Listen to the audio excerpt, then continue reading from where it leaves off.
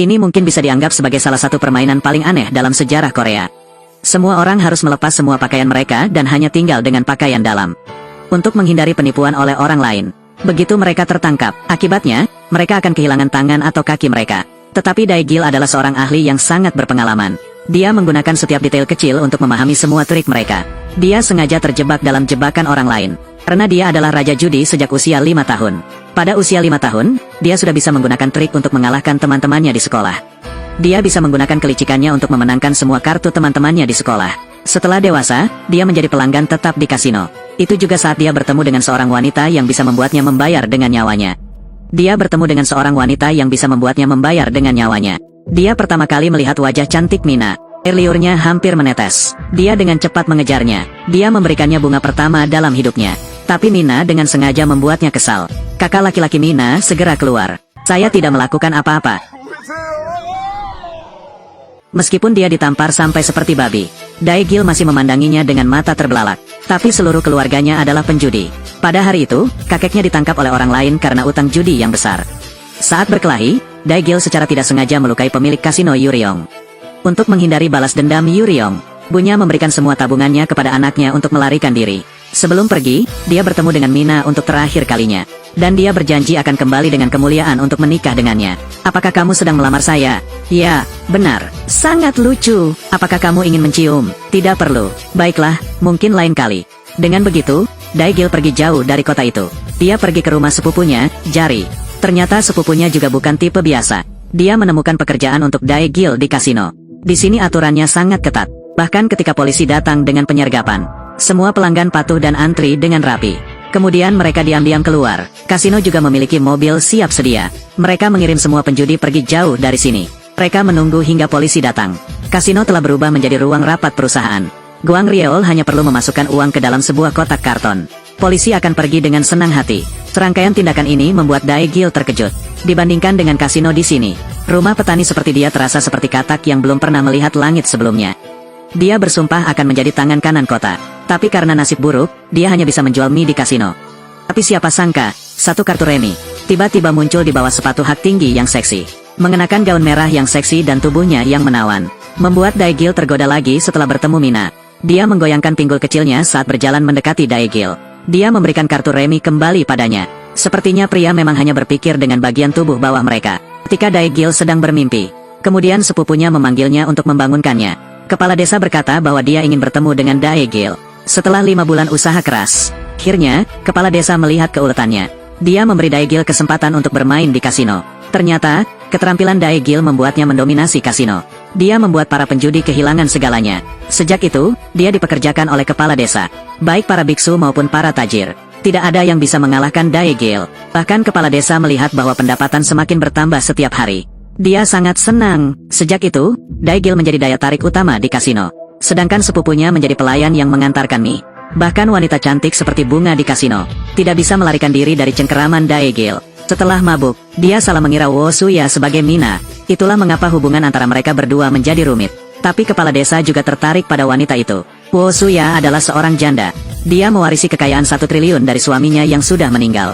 Kepala desa ingin menguasai uang itu untuk dirinya sendiri. Tanggung jawab berat ini tentu saja akan jatuh pada Dae-gil. Beberapa orang merencanakan strategi. Biarkan Wo Suya menang 10 miliar terlebih dahulu. Ini akan membuatnya kehilangan akal sehat dengan cepat. Tapi Dae-gil melihat bahwa dia terus kalah dan kehilangan banyak uang. Dia mulai khawatir. Bagaimanapun, dia adalah wanita yang dicintainya. Dae-gil akhirnya mencari Wo Suya. Dia memberitahu rencana kepala desa pada Wo Suya. Sebelum pergi, dia dengan tulus memperingatkan Wo Suya untuk tidak pernah pergi ke kasino lagi. Tapi Wo Suya memiliki rencana tersendiri. Beberapa hari kemudian, dia membuka kasino sendiri. Masih melihat Dae-gil dengan mata rayu. Seluruh meja hanya dia yang orang asing. Awalnya pasti akan menang dalam permainan ini.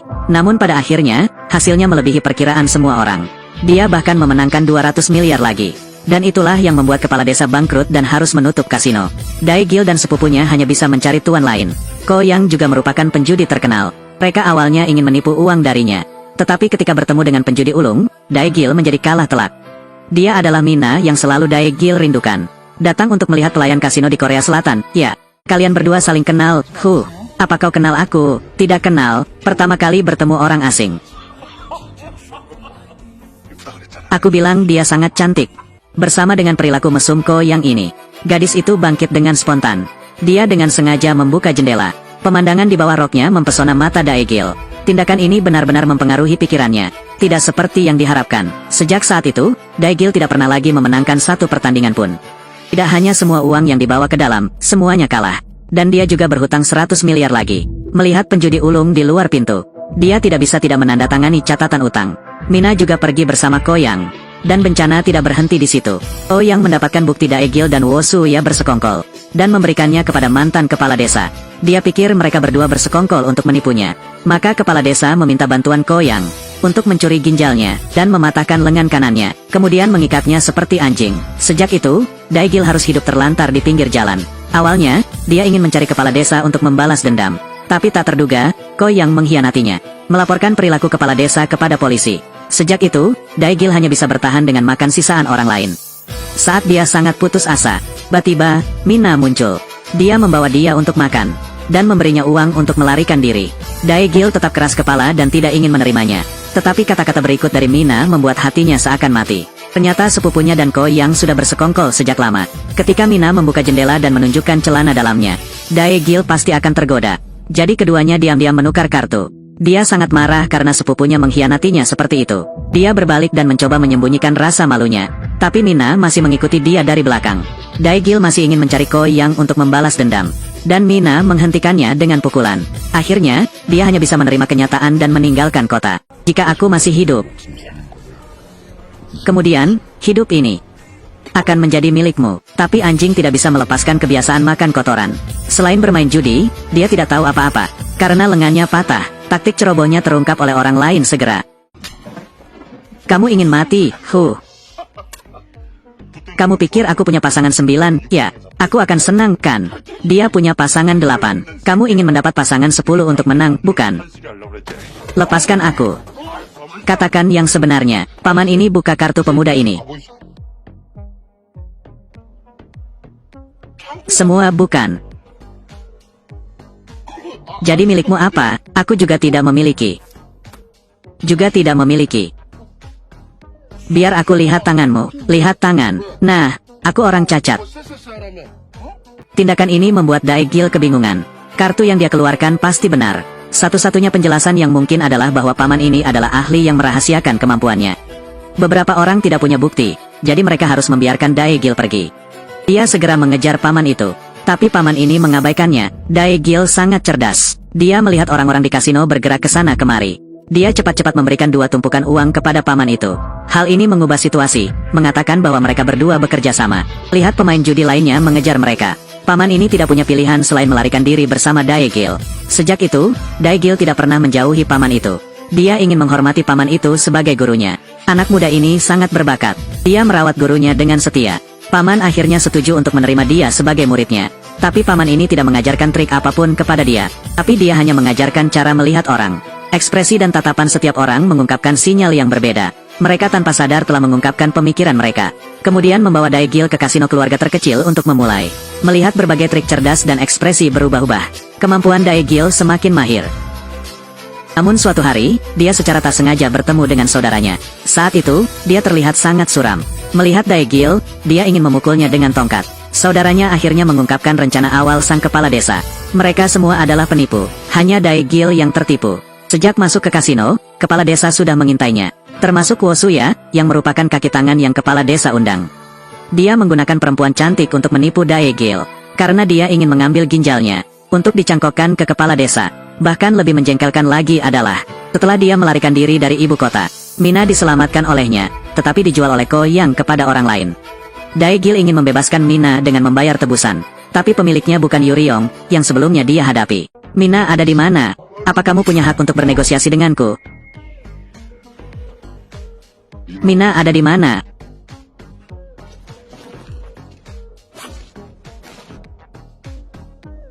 Jual Mina. Berikan padaku. Melihat Daegil mengeluarkan sejumlah uang seperti itu, Yuryong memberikan kesempatan pada Daegil. Untuk Daegil dan Mina bertaruh. Untuk mencegah kecurangan, setiap orang diikat satu tangan. Jika Daegil menang, dia akan melepaskan tangan kanan dan membawa Mina pergi. Jika Daegil kalah, dia akan meninggalkan tangan kanan dan pergi sendiri. Bodoh, Tidakkah aku sudah mengatakan padamu untuk tidak kembali? Nyawaku ada dalam genggamanmu, aku bisa pergi kemana saja. Kamu pasti akan kalah. Aku akan melihat matamu. Kita bisa keluar bersama-sama dari sini. Mina dipilih untuk bermain terlebih dahulu. Siapapun yang memiliki nilai lebih tinggi akan menang. Saat giliran Daegil tiba, dia dengan hati-hati mengintip semua kartu. Hingga mata Mina mulai menyipit. Daegil tanpa ragu memilih kartunya.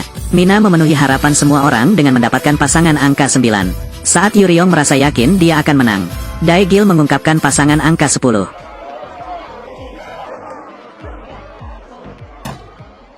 Kamu berani bermain licik di depanku. Kamu percaya aku akan mengalahkanmu? Tutup mulutmu untukku. Keluarkan pedang itu di sini. Potong tanganmu di depan.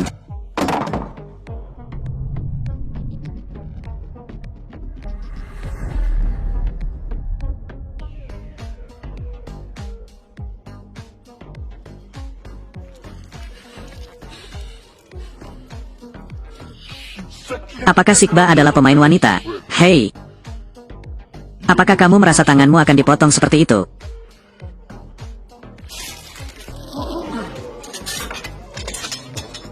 Akhirnya, Mina juga tidak bisa tenang melihat pria yang pernah berjanji untuk menikahinya. Dia menangis dan mengayunkan pisau.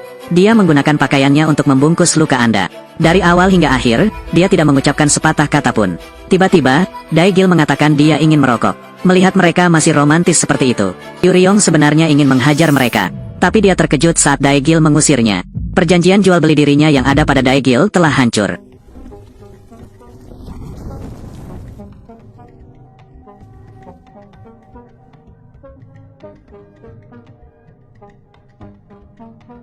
Itu sangat menyenangkan. Tapi bagaimana Yuryong bisa dengan mudah melepaskan mereka begitu saja?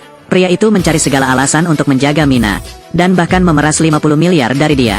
Ketika Daegil tidak tahan dan ingin bertindak, guru besar Daegil tiba-tiba muncul. Dia tidak ragu untuk mengeluarkan semua taruhannya. Tapi Yuryong terus membuat situasi semakin rumit. Paman ini setidaknya seorang pemain di dunia kriminal. Dia dengan cepat mendukung para pemain di sini. Katanya kasino ini tidak bisa dipercaya. Orang-orang ini mulai berdebat dengan sengit. Yuryong tidak punya pilihan selain melepaskan mereka. Setelah pulang, Mina tidur nyenyak selama 2 hari 2 malam berturut-turut. Guru besar menyarankan Daegil untuk membawa Mina hidup dalam damai. Karena tangannya dipotong oleh seorang pria bernama Hyejong. Dia tidak ingin Daegil mengalami nasib yang sama. Setelah Mina sadar, mereka bertiga memutuskan untuk hidup tanpa aturan dan ketidakpastian. Tapi ketenangan itu segera terganggu. Ko yang mengetahui bahwa Mina telah diselamatkan. Dia mengirim tangan kanannya yang terbaik. Daegil sebenarnya ingin melawan, tapi dia diberondong oleh serangan tangan kanan itu. Paman itu membawa Mina melarikan diri ke lantai atas. Mereka menunggu hingga tangan kanan itu mengejar. Tiba-tiba, serangan tiba-tiba muncul. Paman itu menggenggam tangan kanan itu dan melompat dari gedung. Daegil dengan ngeri melihat guru besar perlahan kehilangan nyawanya. Maka ia mulai memanggil orang-orang untuk bersiap mencari Ko Yang untuk membalas dendam. Orang pertama yang dia temui adalah Wo Suya. Dia ingin Suya mendekati Ko Yang, dan dia menjanjikan setengah dari pembalasan dendam. Suya juga setuju dengan permintaan itu. Bagaimanapun, dia sangat malu dengan Daegil. Wanita menawan mengenakan pakaian hitam dan mendekati seorang pria. Tak terduga, Ko Yang mengatakan satu kalimat. Saya tidak percaya wanita yang mengenakan rok terlalu pendek. Dia langsung memerintahkan pengusiran tamu. Sebelum pergi, dia dengan sengaja mengambil pinggangnya. Lalu dia menghina dengan kata-kata yang tidak pantas. Setelah itu, dia pergi dengan marah. Sebenarnya, tujuannya telah tercapai. Ketika Ko Yang pergi, Daegil menggunakan perangkat pelacak untuk mengawasi dia. Kemudian dia mengikuti jalur yang ditandai untuk menemukan tempat persembunyian pria itu. Di dalamnya ada lebih dari 1.000 miliar uang tunai. Daegil mengambil setengahnya. Sisa uang itu segera diungkapkan kepada media. Ko Yang juga ditangkap karena itu. Hari berikutnya, Daegil membawa Mina untuk bertemu dengan Wo Suya. Namun wanita ini merasa cemburu, ingin merebut Daegil lagi. Namun Daegil memberitahu dia bahwa Mina sedang hamil. Wo Suya mengambil uang dan pergi. Dari ekspresi matanya, kamu bisa tahu. Jangan menggoda wanita seperti itu. Tentu saja, dia langsung mencari Ko Yang. 2 tangan kanan Daegil ditangkap. Dia hanya bisa membayar uang untuk membebaskan mereka. Saat mereka bertemu, dia segera mengisi kembali kantong uang. Ko Yang melihatnya dan akhirnya harus melepaskan sandera. Namun Daegil tidak berniat memberikan uang kepada dia. Ketika dia pergi, dia bahkan menggunakan api untuk membakar kotak. Dia menunggu sampai Ko Yang berhasil memadamkannya. Dia kemudian menemukan bahwa di dalamnya hanya terdapat kertas putih. Dia mengejar tangan kanan itu. Tidak disangka, Daegil memberikan kejutan satu demi satu kepada dia. Saat dia berbalik, sebuah truk datang menerobos. Ko Yang juga mengambil uang dalam kesempatan ini. Dia menunggu sampai Daegil sadar. Dia melihat bahwa kaki Mina penuh dengan darah. Dia mengalami persalinan prematur. Saat itu, Ko Yang dan Wo Suya telah mencapai ujung jalan. Terima kasih kamu. Kamu telah membantu saya menyingkirkan orang jahat dan wanita itu. Ko Yang tidak berbicara dan langsung meninggalkan mobil. Namun saat dia turun dari mobil, kepala dia segera dibungkus. Ternyata Wo Suya adalah otak di balik permainan gelap ini. Dan kali ini, dia bersekongkol dengan Yu Ryong. Ketika dua orang itu merencanakan untuk melarikan diri, Yu Ryong mengambil 2 botol minuman dan menyatakan selamat. Tak lama kemudian, Wo Suya pingsan. Akhirnya, dia dibuang di tempat pembuangan sampah. Sepertinya dia adalah wanita yang paling sial. Yu Ryong pergi mencari pamannya. Ternyata itu adalah Hye Jong, orang yang telah memotong tangan guru Daegil. Melihat tumpukan cek di depannya, Hye Jong menghamburkan uangnya ke tanah. Kemudian, dia mencari-cari di dalam peti. Ternyata di sisi peti itu terdapat perangkat pelacak. Dia tidak menunggu kata-kata darinya. Daegil segera mendorong pintu masuk. Awalnya, dia ingin membunuh Ko Yang. Namun, tak terduga, dia bertemu dengan musuh dari guru. Namun, saat ini Ko Yang tiba dengan diam. Ternyata, hubungan dia dengan Hye Jong juga tidak buruk. Dia berlutut di depan Hye Jong. Orang tua itu masih memiliki sikap yang kuat. Namun, semuanya berakhir seperti ini karena judi. Jadi, mari akhiri dengan perjudian. Orang yang kalah harus memberikan kepalanya. Hye Jong meminta keponakannya, Yu Ryong, untuk ikut dalam permainan judi ini. Dia bahkan mempertaruhkan nyawanya sebagai taruhan. Dia melihat bayangan yang menggigil di lantai bawah. Ko Yang tidak bisa menolak tawaran ini. 2 hari kemudian, Daegil membawa Mina dan saudara laki-laki dia ke sini. Namun, Ko Yang menemukan Wo Suya yang telah dibuang. Kedua belah pihak memiliki 2 orang. Mereka bergabung dengan kasino milik Hye Jong, total 5 orang. Namun, Ko Yang hanyalah seorang pedagang, bukan penjudi. Untuk menghindari kecurangan, dia meminta semua orang melepas pakaian mereka dan memulai permainan. Wo Suya adalah orang pertama yang melepas pakaian. Orang lain kemudian mengikuti. Tidak lama setelah dimulai, dia memberikan isyarat kepada Ko Yang. Daegil melihat penanda terang dari kacamata dia. Dia secara diam-diam mengingat angka di kartu. Setiap orang menunjukkan ekspresi misterius. Hye Jong adalah orang pertama yang membuka kartu. Dia mendapat pasangan 4. Orang lain masih ragu untuk membuka kartu. Maka dia segera menekan bel pengumuman. Para tangan kanan dengan cepat memasuki ruangan. Dia memaksa semua orang untuk membuka kartu dan mengungkapkan nilai dari setiap kartu. Kartu-kartu ini dibawa oleh Yo Suya. Dia adalah yang pertama kali dikeluarkan. Sebelum pergi, dia mengatakan bahwa Ko Yang yang salah. Yu Ryong awalnya ingin membunuh Ko Yang, tapi tak disangka, Ko Yang merampas senjatanya. Setelah saya kehabisan uang, baru ada kesempatan untuk mencari nafkah. Sebelum itu tidak mungkin, melihat dia membawa senjata, perjudian hanya bisa dilanjutkan. Hye Jong dengan sengaja menggunakan provokasi untuk marah Daegil. Ketika mendengar dia mencemooh guru kita, Daegil jelas jatuh ke dalam perangkap. Dia menggunakan trik untuk mengambil 1 kartu lagi. Kemudian saat merokok, dia memasukkan kartu di bawah paha Mina. Tapi trik ini, tentu saja tidak lolos dari mata Hye Jong di depan. Dia memaksa kalian mengangkat tangan kalian. Jika tidak ingin tangan terputus, jangan bergerak. Berikan aku sepasang 9. Apa dengan sepasang 8? Sepasang 8. Taruhannya adalah kepalamu. Pasti kamu punya sepasang 10 ingin menang di meja ini, benar kan? Aku tebak di dalam celana Mina ada kartu palsu. Gunakan kepalaku sebagai taruhannya. Buka kartunya. Jika aku tidak ingin, bagaimana? Jadi aku akan mengantarmu untuk bertemu dengan kakek dan nenekmu. Tidak disangka, Daegil sama sekali tidak takut. Mina juga bersama dengan semua kartu remi. Ketika kartu remi terbuka, tunggu sebentar. Kalau aku tidak punya sepasang 10, bagaimana? Berikan nyawa ini padamu.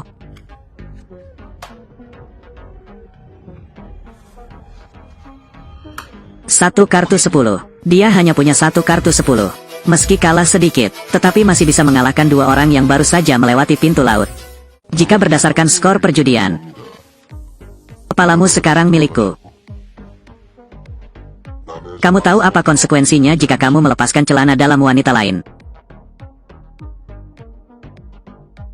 Lepaskan. Mina benar-benar berdiri. Dia pergi ke sudut. Punggungnya menghadap ke pria yang telah telanjang tanpa busana. Kartu palsu tiba-tiba menghilang.